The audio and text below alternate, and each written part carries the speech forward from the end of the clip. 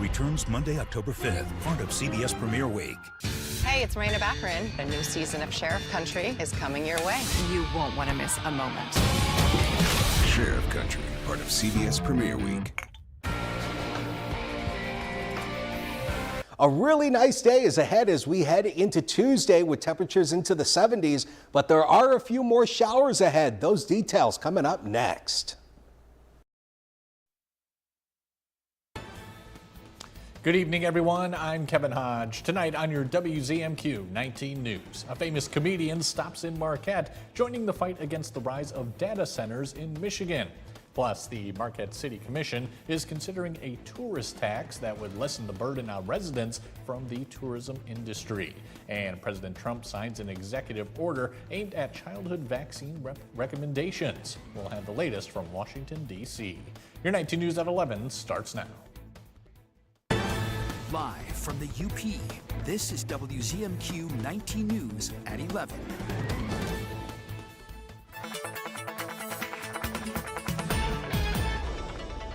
Temperatures tonight actually pretty comfortable into the mid-50s across much of the Upper Peninsula. We'll go 57 out into Iron Mountain, about 53 into Newberry, 58 in Munising, 60 here into Marquette. So really a really nice evening, not quite as muggy.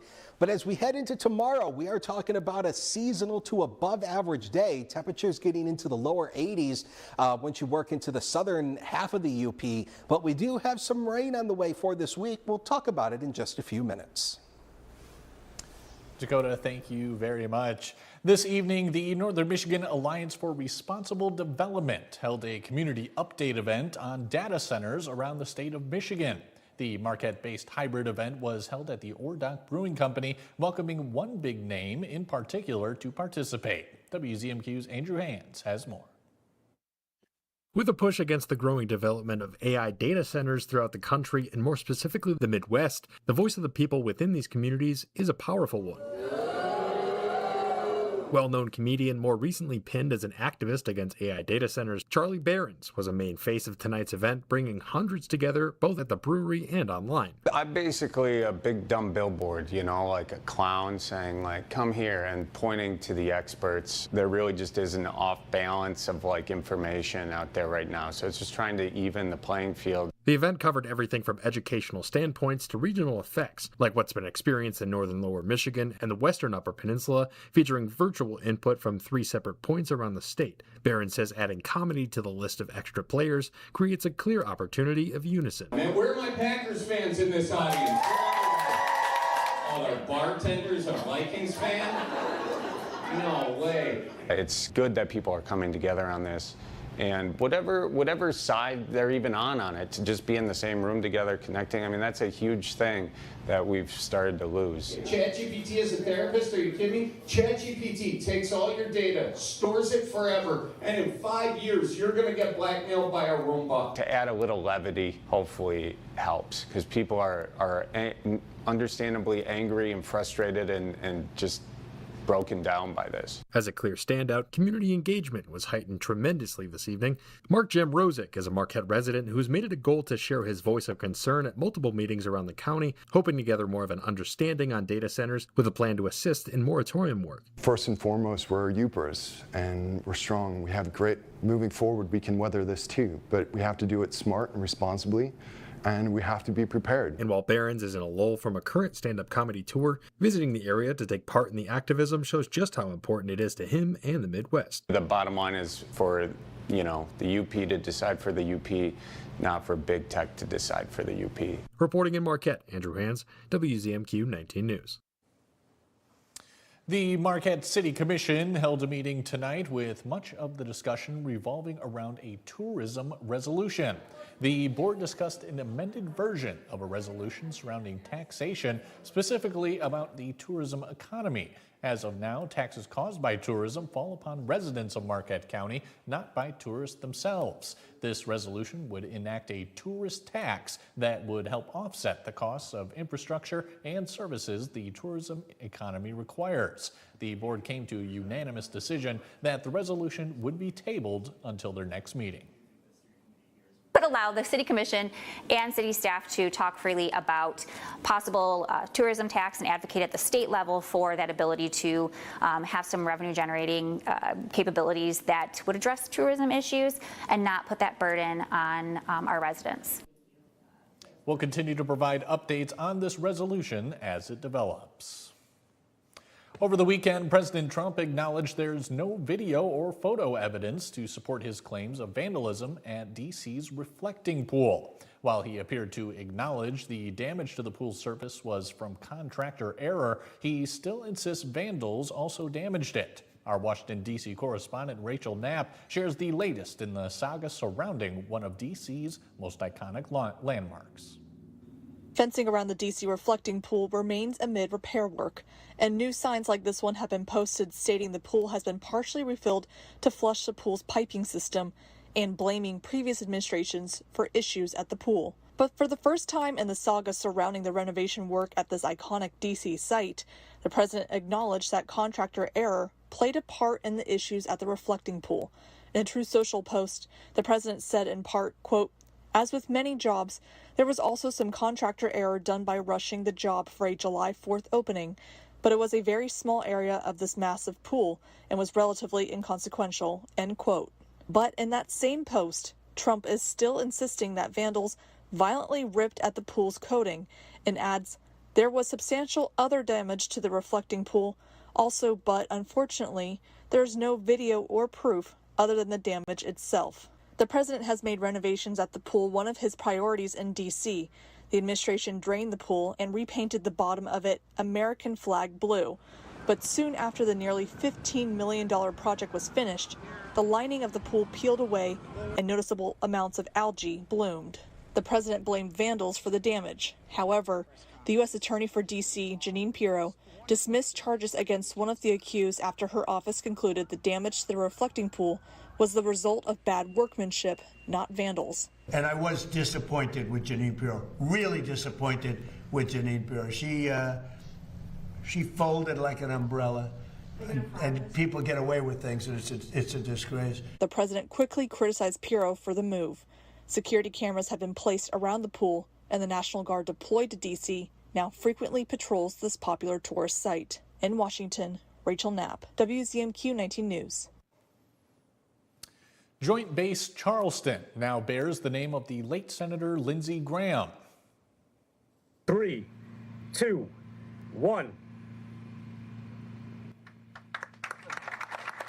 The Defense Department today rebranded the South Carolina military base to honor the Republican lawmaker and Air Force veteran who died last month. Secretary of Defense Pete Hegseth praised Senator Graham during the renaming ceremony as a man who never stopped fighting for the troops on Capitol Hill. Treasury Secretary Scott Bessent, Governor Henry McMaster, and Graham's sister, Interim Senator Darlene Graham, also attended. He knew the timeless truth that to ensure peace, we must be prepared for war. Fully funding our warriors would be one last great accomplishment for Colonel Lindsey Graham and a major part of his legacy. Darlene Graham is facing 9 other Republicans in a special primary election tomorrow to determine the GOP candidate who will replace her older brother on South Carolina's general election ballot. She has President Trump's endorsement. The crowded field of GOP candidates also includes former governor and former Congressman Mark Sanford. If no candidate wins a majority of votes cast, the top 2 will advance to a primary runoff on August 25th. President Trump signed an executive order today laying out a number of new recommendations for childhood vaccines. The White House is calling the order a victory for parents' rights, but many members of the medical community are calling the revamped guidelines confusing and potentially dangerous. Jesse Mitchell has more. Very good. Thank you very much. President Trump's executive order reduces the number of universally recommended childhood vaccines from 18 to 11. This announcement is a major victory for parents' rights, for religious and constitutional rights, and for the gold standard science. The order also advises states separate the measles, mumps, and rubella vaccine into 3 different single disease shots and recommends administering the immunizations at separate appointments when possible. For example, at 1 year, you should have 5 separate visits for vaccines rather than getting them all in the same day. During his remarks, the president suggested a link between the number and timing of vaccines and increased levels of autism. Decades ago, children received only a small fraction of the vaccines required today. In those times, people were much healthier, and of course, the high rates of autism now observed did not exist. But in tests conducted for decades across multiple countries and on more than 1 million children, there's been no evidence the existing childhood vaccine schedule poses long-term risk to children's health nor increased risk for autism. Numerous medical organizations have expressed concern over the new guidelines. The executive order that was issued today is going to cause more confusion and fear. Why would we do less and not give the vaccine at once when we know it's safe and it works? The downside of a recommendation to split them is that it'll make people fearful so that they won't get the vaccine at all. Also expressing concern, Republican Senator Bill Cassidy of Louisiana, who is a doctor. He urged parents to follow advice from their family pediatrician rather than listening to what he calls an inaccurate executive order. Although the president's order calls for revised vaccine recommendations, states and not the federal government have the authority to require vaccinations for school children. The order advises states with school vaccine mandates to consider updating their laws to reflect the administration's preferred schedule. Dakota Hunter has your first warning weather forecast when we come back. Plus, wildfires continue to wreak havoc on the western United States and Canada. And Taylor Farms is responding to another food illness outbreak. We'll have the details, and we'll be back in 2 minutes. 19 News is brought to you by Kirkish Furniture. Buckles Party Store, it's where the party starts in Calumet with an awesome beer selection featuring domestic, foreign, and craft brew beer, a great selection of wine, just about any kind of liquor you want, and a great range of tobacco products. Buckles Party Store in Calumet, it's where the party starts for everyone. Watch the Medical Minute, Thursdays at 6 and 11, only on 19 News. Brought to you by OSF Healthcare.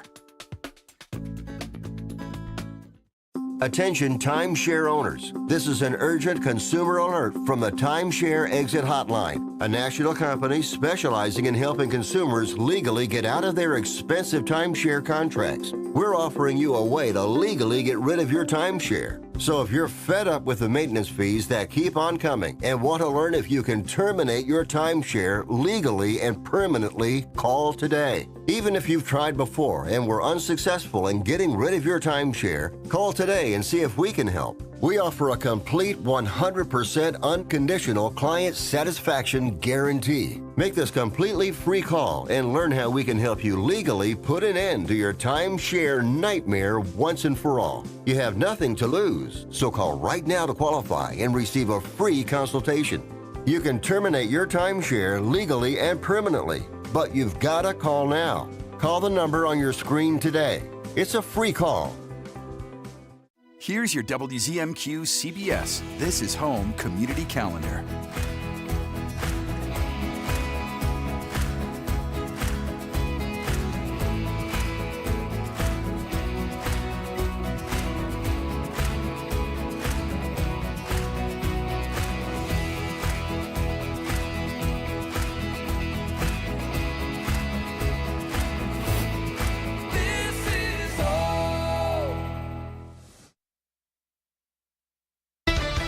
Now from the 19 News Forecast Center, this is WZMQ 19 First Warning Weather with Dakota Hunter.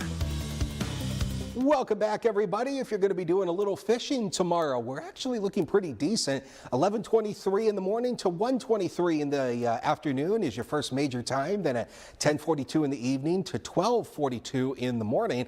I've taken the rain chance out since earlier. I really think we're going to be dry through the day tomorrow, but it's really Wednesday when we're going to see a few scattered showers and storms kind of moving on in across the Upper Peninsula. So expect a little bit of a wetter Wednesday than what we had have for tomorrow. And you see that here in the chance of rain here, Marquette in red, Escanaba in yellow, and Houghton in blue. And you see as we head towards tomorrow afternoon, we could see maybe a couple isolated showers. Yeah, but I don't think it justifies the 40% that we had earlier based on the latest data. So taking that out dropped us to 20, but still don't be shocked if you see a little rain shower tomorrow. But I think we're mainly dry for the most part. And First Warning Weather Futurecast tends to agree with that assumption. You see by tomorrow afternoon, we could have a few clouds around across the southern peninsula from Munising out towards Iron Mountain and even down into Escanaba. But I think nothing should come out of those clouds. You see Futurecast painting up a couple of those green blobs. So there is that potential of an isolated shower.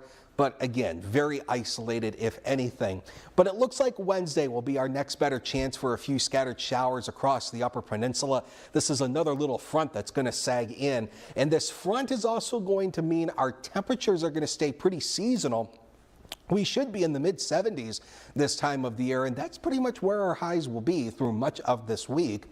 In terms of rain accumulation, not talking about much here. We could pick up 1/10 of an inch to maybe 2/10 across the area. Nothing to really note, no major flooding. But of course, you know the deal. If you get a heavy downpour, you may have ponding water on roadways. And if you live in an area that's prone to flooding, something, again, just to keep an eye on.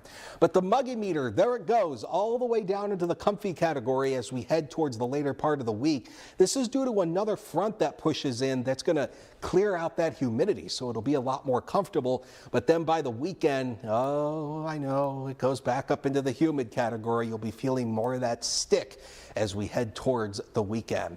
And don't forget, UV index still running high to moderate through the next several days. So remember that sunscreen, we talked about that last week. Remember, you don't just want to put it on once and think you're done. Got to make sure you reapply it often. But we're also going to deal with hazy skies as well due to some wildfire smoke surging in. Air quality not expected to be too hazardous, but we are going to see some hazy skies and some reduced air qualities likely down into the moderate range. So if you're overly sensitive, be cautious of that. There's our next better chance of rain on Wednesday. Few scattered showers. Then notice temperatures cooling down for the weekend. Dakota, thank you again. More than 40 large wildfires are burning in the west, fueled by severe drought as over 100 blazes scorch parts of western Canada. Carissa Lawson reports from New York. Severe drought is fueling dozens of wildfires in the west. Residents evacuated from their homes near Reno over the weekend as the buck fires scorched thousands of acres in Nevada and California. We're bringing heavy equipment in and out of this fire scene. We have aircraft working within the fire scene. Meanwhile, in Utah, the Widemouth 2 fire grew to more than 100,000 acres. 2 pilots were killed last week after their helicopter crashed while fighting the fire. And northern Utah is grappling with a smaller Rocky Canyon fire. Normally, August is actually when Utah starts to get really busy with fire, and we're already a couple months in of a heavy fire season. Over the weekend, more residents returned to their neighborhoods in the Spokane, Washington area. More than 60,000 people were evacuated during last week's devastating fires. We will do everything we can to get through these areas and make it safe for habitation as soon as we can. Amid the rubble of his home, this man found his kid's baby shoes. A porcelain shoe here that made it out more or less unscathed, and a couple of its matching partners here. In Canada, the Bald Range fire burned out of control in the province of British Columbia. I don't know whether my house is gone or still there or not, but that fire came so fast. More than 20,000 people were ordered to evacuate the area of Summerland, 150 miles east of Vancouver. Officials say some residents had to be rescued. The hardest hit neighborhoods around Spokane remain closed, and it's not clear when residents will be allowed to return. Taylor Farms, a huge wholesale produce supplier, is responding to a second major outbreak of food illness. The company says it's voluntarily pulling products containing jalapeno peppers out of some big supermarket chains because of concerns over salmonella. It has already recalled chopped lettuce tied to another round of illness. Adriana Diaz has the latest. Taylor Farm says in response to the growing salmonella outbreak, which has sickened more than 340 people, it's voluntarily recalling 20 products made with fresh jalapenos. The recalled products include dips and salsas, were distributed across 26 states to major retailers and restaurant chains, including Chipotle, Target, Walmart, Kroger's, and Trader Joe's. In a statement, Taylor Farms says affected products include spicy guacamole, mango pico de gallo, taco dip, and more than a dozen other products. Taylor Farms says the recall comes after Coast Citrus Distributors voluntarily recalled its fresh jalapenos due to potential salmonella contamination. In a statement, Taylor Farms says it is, quote, no longer sourcing from this farmer and that the company isn't aware of any reported illnesses linked to its products containing jalapenos. The voluntary recall comes after the company was linked, of course, to a large outbreak of cyclospora, a parasite that causes severe stomach illness. We've asked the retailers for comment and have not heard back. Still to come on your 19 News, more details on Escanaba's sidewalk sales as it's been postponed once again due to ongoing construction downtown. We'll be right back. Transform your bathroom with the beautiful quality of Bath Planet. As a trusted leader in bathroom renovation, Bath Planet has earned the Good Housekeeping seal, a symbol of quality and consumer confidence for over 100 years. Get half off installation or 18 months with no interest and no payments. Whether it's tub replacement, a shower replacement, or a tub to shower conversion, Bath Planet makes your custom bath fast, easy, and affordable. This special offer is available by calling 800-279-0308. That's 800-279-0308. The UP State Fair returns to Escanaba August 17th through the 23rd, and it's bigger, better, and more exciting than ever. From thrilling rides to mouthwatering food to championship livestock shows and toe-tapping grandstand entertainment, there's something for everyone at Michigan's only State Fair. Don't miss a moment. August 17th through 23rd at the UP State Fairgrounds in Escanaba. Visit upstatefair.net for schedules, tickets, and more. WZMQ TV 19 is proud to be a reserved champion sponsor of the UP State Fair. It's rivers and mesas and wide open spaces. It's horses and cattle and back in the saddle. All right, let's move out. It's a face full of rain and dust on the trail. It's men named Dillon, Cartwright, McCain, and Hale. That's the way we mean for it to stay. Weekday Westerns. Weekdays beginning at 1 p.m. on MeTV 19.1. Planes, trains, and Broncos. Whether you're jumping in your Surrey, riding the old iron horse, or taking the stagecoach to Dodge City. Ever been there? Time or two. Kick up your spurs and set a spell with the fine folks of Gunsmoke, Bonanza, the Rifleman, and Wagon Train. Exactly what I'm saying. Go west, young man. Go west. Weekdays beginning at 1 p.m. on MeTV 19.1.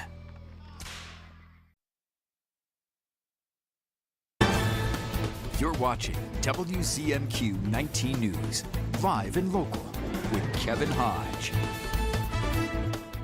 Welcome back, everyone. Families are expected to spend close to $900 on back-to-school shopping this year, nearly 13% of the average American's monthly income, according to LendingTree. To find where families can stretch those dollars the furthest, CBS's Christine Lazar compared a typical basket of school supplies at Target, Walmart, and Dollar Tree and found some deals along the way. All right, headed to the school supplies. All the different prices, all the signs advertising sale after sale after sale. It can be hard to know where to get the best deal on school supplies. So we decided to go shopping. Cheaper. And we compared a typical basket of goods at 3 retailers, the Dollar Tree, Walmart, and Target. Starting with a composition notebook. At the Dollar Tree, it's $125. And one thing to keep in mind, it's still called the Dollar Tree, but everything now is $125 instead of $1. And at Target, this is identical to the one at Dollar Tree, but believe it or not, it is cheaper. On sale for 39 cents through $9.19. At Walmart, it's an even better deal at 38 cents. So Walmart comes out on top. Next, we have pencils. We wanted to compare apples to apples, so we picked the brand Ticonderoga. At the Dollar Tree, 4 pencils are $1.25. Target and Walmart sell them in a larger pack, 12 pencils. $2.99 at Target, and at Walmart, they're only 47 cents. It's the clear winner.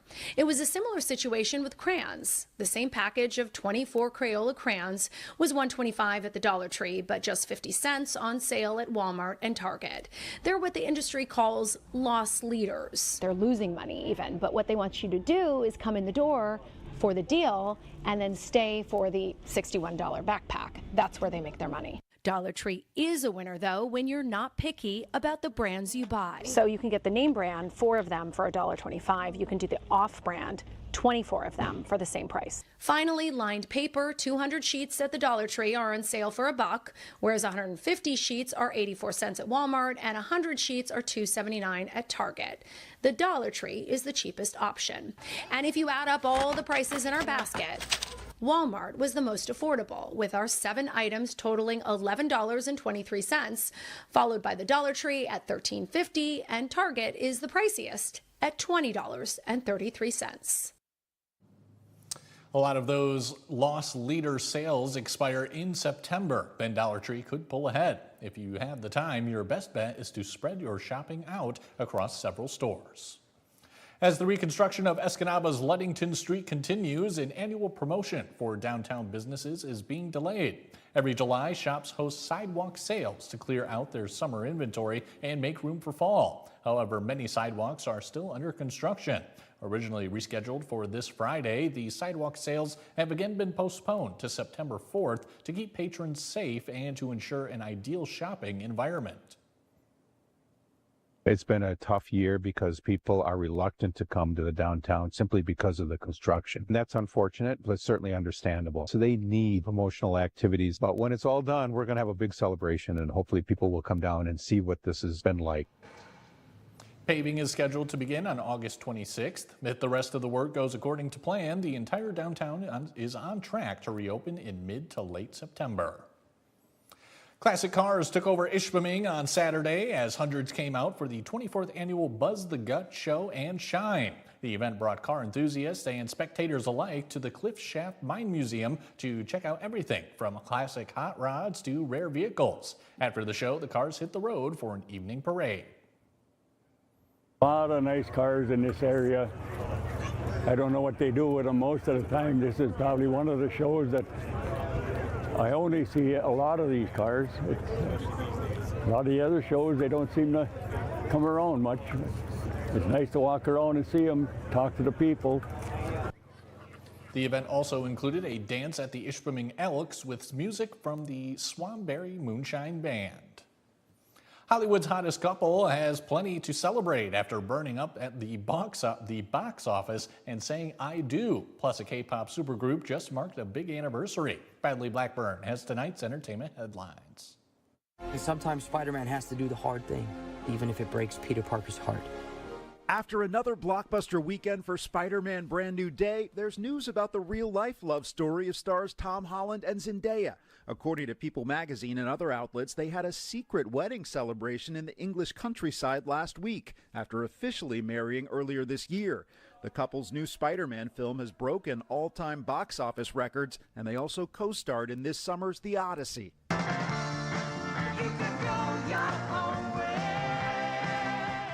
Fleetwood Mac's Lindsey Buckingham plans to go on tour soon to promote an upcoming album, his first solo project since 2021. It's not a rumor, it's a reality, and I think it's one of my best works. His debut album with Stevie Nicks, Buckingham Nicks, will also be reissued in September. A documentary film about Fleetwood Mac is set to premiere next year.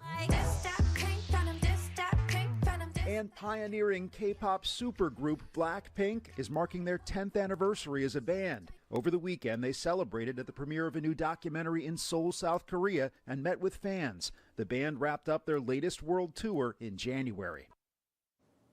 Now, don't go anywhere. Your final look at weather is after this. Andersen brand products are #1 in quality, and the Window Store is your local Andersen expert for installation and service of all Andersen windows and doors. From showroom to your home, Andersen Windows and Doors at the Window Store. Welcome to Car Breakdowns 101. I'm your Professor Ice-T. If your car is out of warranty, a car breakdown could eat you alive. Look at that car. The transmission alone could cost you $3,000. And that engine? How much do you love your kidneys? Don't even get me started on the computer system. That's a small fortune. Do what I did and call CarShield. They get expensive car repairs taken care of so you don't have to. Class dismissed. Call 800-859-0084. We know that everybody loves me. We also know that everybody loves Raymond. But did you know everybody loves his brother and his wife and his parents too? It's a family everybody can love. Everything you could want in one show. Weeknights on MeTV 19.1. Sophia Murphy reports at 6 and 11 on WZMQ 19 News. Andersen is the #1 trusted window and door brand. The Window Store is the Upper Peninsula's clear choice for windows and doors. Now that's a perfect fit. From showroom to your home, Andersen Windows and Doors at the Window Store. A lot happens in Washington and Lansing that affects life right here in the Upper Peninsula. Power up the purse strings. And where ideas become laws. Budget votes. High-stakes rulings. Environmental concerns. Consequential executive orders. The kind of news that doesn't always make headlines, but probably should. That's why 19 News has reporters in both capitals. So when something happens that matters to you, we're already there. 19 News. I'm Sophia Murphy at the Capitol in Lansing, only on WZMQ 19 News.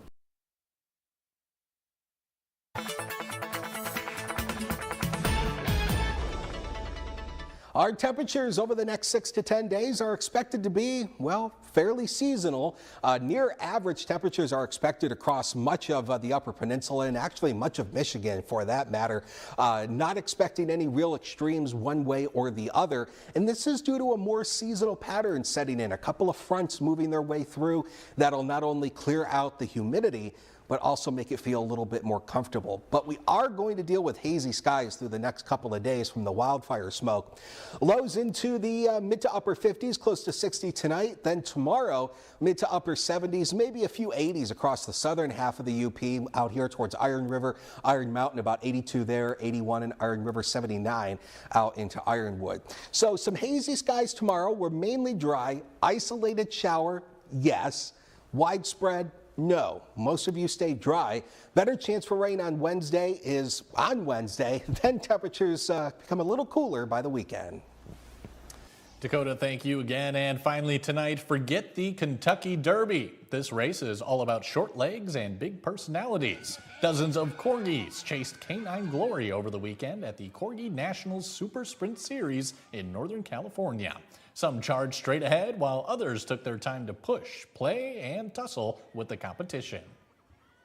A lot of corgis like to get into little tussles or like say, hey, like I'm here, I'm going first, like, and get out of my way or push each other out kind of thing. It's sometimes really entertaining. In the end, this 8-year-old corgi named Tony claimed victory, and he's no rookie. His owner says Tony has won plenty of races over the years, so he's clearly used to being top dog.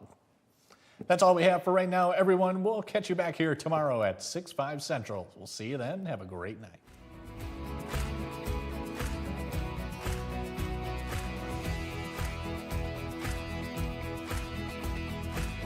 It's game day in the UP. When the cans are empty and the boxes stack up, don't trash it, recycle it. Recycle 906 accepts cans, cardboard, plastics, and more from across the Upper Peninsula. Game on, recycle on. Closed captioning sponsored by Range Bank of Upper Michigan. The one and only Carol G. Latin superstar.